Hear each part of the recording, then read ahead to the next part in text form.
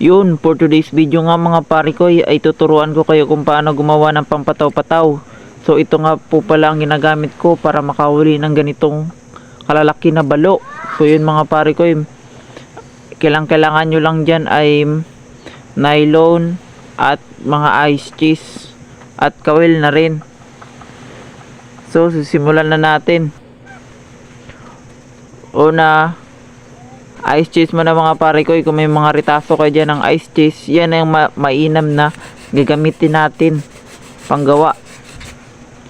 So gagawa pala ako dito ng medyo malaki-laki kasi nga yung mga nakaraang pataw ko ay kinakain at hindi na lumulutang. So sobrang liit siguro, kaya pinampalitan ko na nga mga pare ko.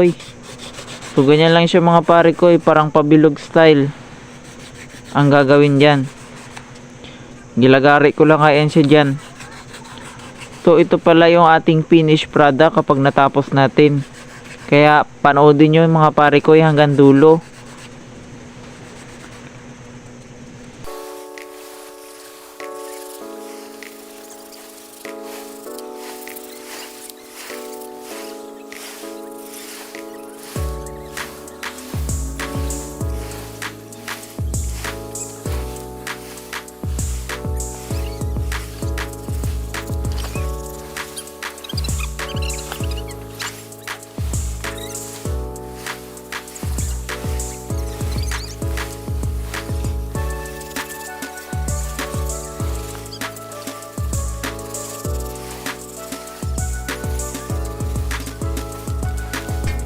Yun mga pare ko, natapos ko na dito yung ating apat na pataw.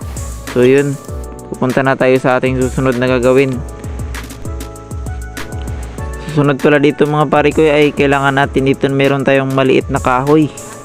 Yun yung magsisilbing paslakan natin ng ating nylon.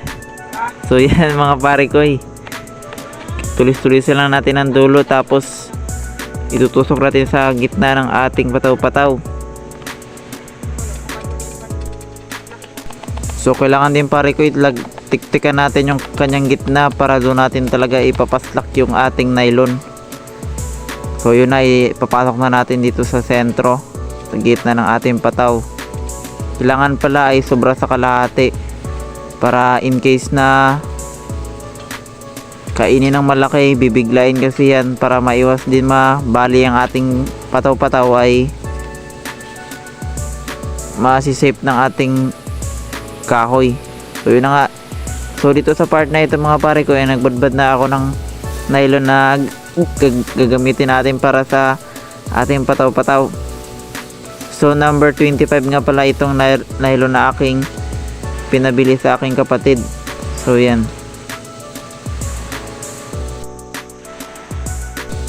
Bali nga mga pare ko ay hinati ko lang ang isang clip ng nylon na ito. Bali 11 na dipa sa isang pataw.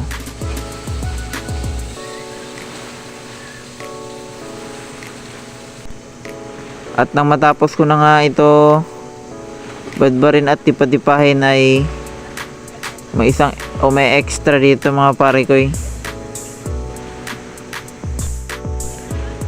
Pagtapos nga dito ay mga pare ko ay pinuron ko na nga dito sa ating pataw-pataw. So kailangan ay mahigpit ang ating pagkatalay para iwas badbad sa ating nylon. Sayang kasi ang isda, kailangan higpitan na natin. So yun, pupurunin ko na dito.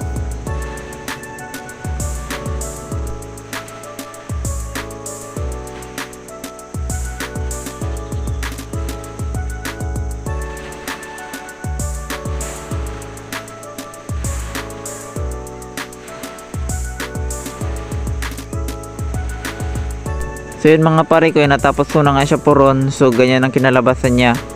Then next natin ay kakabitan na natin ito ng kawil. So kailangan pala dito ay gagamit tayo ng isang maliit at isang malaki. So bali mga pare ko ay gagamit tayo dito ng 567 at isang 565 or 564. Yun yung mainam na gagamitin natin. Yung purpose pala ng malaking kawil dito natin isasabit yung ating pamain At yung maliit naman, yun ang magsasabit sa bunganga ng balo para mabilis siya malunok. So yun mga pare ko, ganyan lang po ang ating gagawin. At kailangan din pala dito mga pare ko ay mahigpit ang ating pagkatali. So ganito ang kakalabasan ng ating kawel. So ganyan ang ating hook. Okay. Ganon din po sa ating susunod na mga pataw. Same process.